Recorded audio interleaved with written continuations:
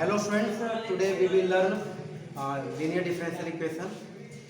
A differential equation of the type dy by dx plus pxy equal to qx, where px and qx are functions in x only.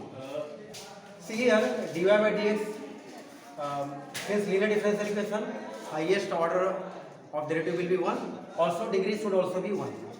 Or linear differential equation could also be of this form. Dx by dy plus pyx equal to qy, where py and qy are functions in y only. Means x and y's role is interchange.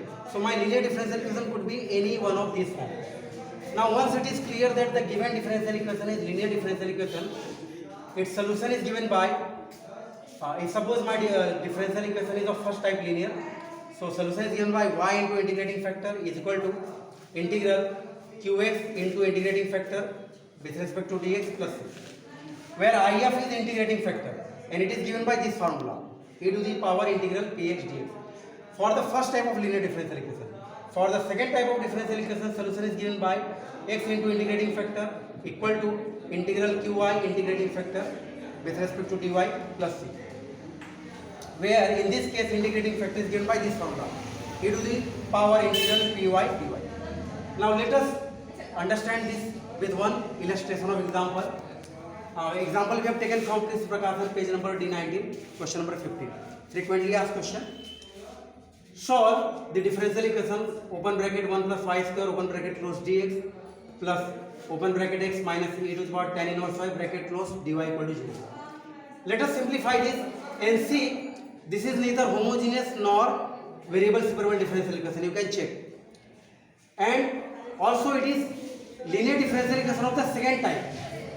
So simplifying this, we will get linear differential equation of the second type.